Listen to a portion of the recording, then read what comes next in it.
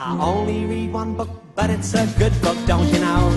I act the way I act because the good book tells me so. If I want to know how to be good, it's to the good book that I go. Because the good book is a book, and it is good, and it's a book. Now the serpent was more subtle than any beast of the field which the Lord God had made. In other words, he was more intelligent than a cow, which isn't saying much. And he said unto the woman, Yea, hath God said, Ye shall not eat of every tree of the garden? And the woman said unto the serpent, Bloody hell, I didn't know that snakes could talk. And the serpent did say, That snake surely can't talk, and that ye hath been at the herb that God didth declare to be so good. And she said, Okay, if you say so. And then said, We may eat of the fruit of the trees of the garden. But of the fruit of the tree which is in the midst of the garden, God hath said, Ye shall not eat, neither shall ye touch it, lest ye die. Whatever that is, as nothing on the whole planet has ever died, so I can only imagine that dying is a bit like shitting nothing but liquid and throwing up everywhere, like Adam did when he ate those dodgy bananas yesterday. And the serpent did say unto the woman, Ye shall not surely die, because as death won't come into the world until the end of the chapter, there is presently no such thing. For God doth know that in the day ye eat thereof, then your eyes shall be open, and ye shall be as gods, knowing good and evil, rather than being utter stupid fucks with the mentality of a 5-year-old who was literally born yesterday. And when the woman saw that the tree was good for food, and that it was pleasant to the eyes, and a tree to be desired to make one wise, she took of the fruit thereof, and did eat, and gave also unto her husband with her. And he did eat, and Adam did ponder for a moment, and did then say unto the woman, It tastes like chicken. And she did say, What's chicken? And Adam did say that it was those useless birds with the short wings that cannot fly. And she did say, I would say it was missing a pinch of cinnamon. And the eyes of both of them were opened, and they knew that they were naked, and they sewed fig leaves together, having suddenly invented sewing and needles, and made themselves aprons, for they did surely feel like going unto the kitchen and making an apple pie. And they heard the voice of the Lord God walking in the garden in the cool of the day, taking his dog for a walk, and not in any way hoping to see a couple of nude people having a little alfresco fun.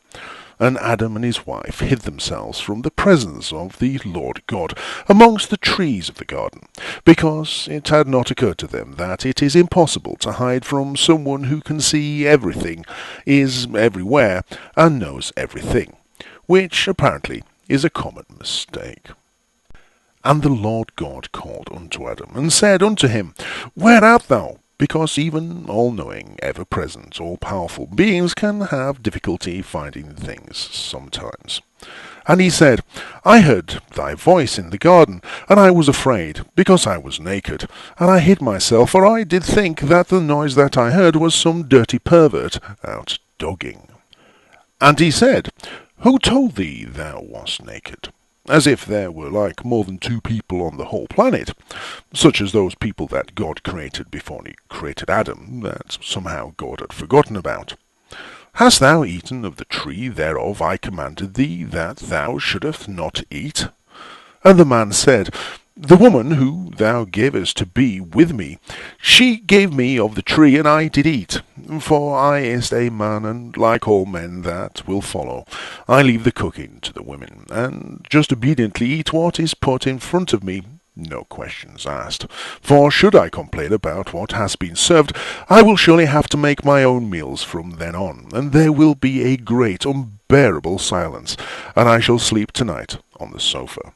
And God did say unto Adam, Why do you think I am out here walking the dog? And Adam did ask where God's dog was, and God did avoid the question.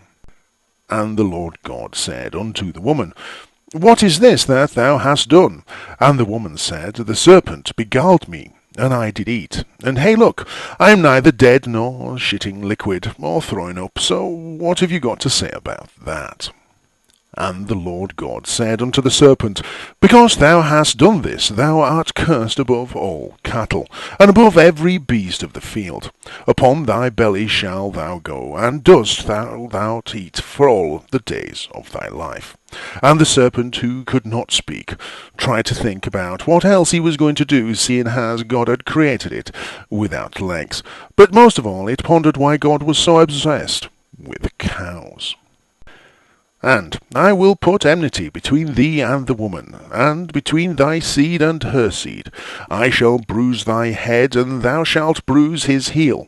And Adam and his wife did look at one another, and did ask God if it was entirely fair to overlook an obvious design flaw, and punish someone who was created with no knowledge of right and wrong for doing something that was wrong, when the explained consequences were an unknown concept, as it did not exist yet.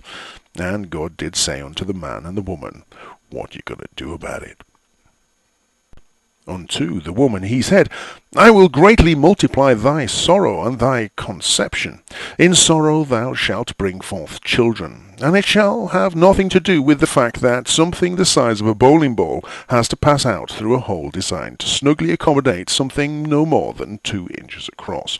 And thy desire shall be to thy husband, and he shall rule over thee. And she did say, Not if he wants to put that thing no more than 2 inches across in the hole that has to pass something the size of a bowling ball. And unto Adam he said, Because thou hast hearkened unto the voice of thy wife, and hast eaten of the tree of which I commanded thee, saying, Thou shalt not eat of it, cursed is the ground for thy sake. In sorrow shalt thou eat of all the days of thy life. And Adam did agree that eating mud was probably more appetizing than the woman's cooking. And the woman did look at Adam in a way that would have been fatal had death been in the world, and a great silence did descend. Thorns also and thistles shall it bring forth to thee, and thou shalt eat the herb of the field. And thus space cake was invented. In the sweat of thy face shalt thou eat bread, till thou return unto the ground. For out of it wast thou taken. For dust thou art, and unto dust shalt thou return. And people in times to come would think that being made out of a pile of dust and returning to a pile of dust would somehow sound more plausible than an ongoing, increasingly complex series of chemical reactions involving organic molecules with inherent properties leading over several billion years, and an innumerable number of intermediate steps to all of the life that exists on the face of the earth. And Adam called his wife's name Eve, because she was the mother of all living, which, given God's record so far, was probably something to do with cattle, and she did not talk to him. Unto Adam also, and to his wife, did the Lord God make coats of skins, which probably made something either very cold or extinct. And the Lord God said, Behold, the man is become as one of us, to know good and evil, and now, lest he put forth his hand, and take also of the tree of life, and eat, and live forever. And Adam and Eve did look unto one another, and say unto each other, Who is he talking to? And the woman did say unto God, How come he gets all the credit? He eats what he's given, and if it's on sale, all the better. Therefore the Lord God sent him forth from the Garden of Eden, to till the ground from whence he was taken, which God seemed to have forgotten was the whole reason that he had created Adam in the first place, and probably what all the other men that God created in his first week of work had been doing long before God had got into gardening, and Adam was still a pile of dust. So he drove out the man, and he placed at the east of the Garden of Eden cherubims, which, like God, must have created themselves, because up to now there is no mention of God doing it, and a flaming sword which turned every way, to keep the way of the tree of life. And God did continue to wander through the garden, calling out the words, Here, boy, good dog, come to daddy. And when no one was watching, he did put the leash back in his pocket, and disappeared off home.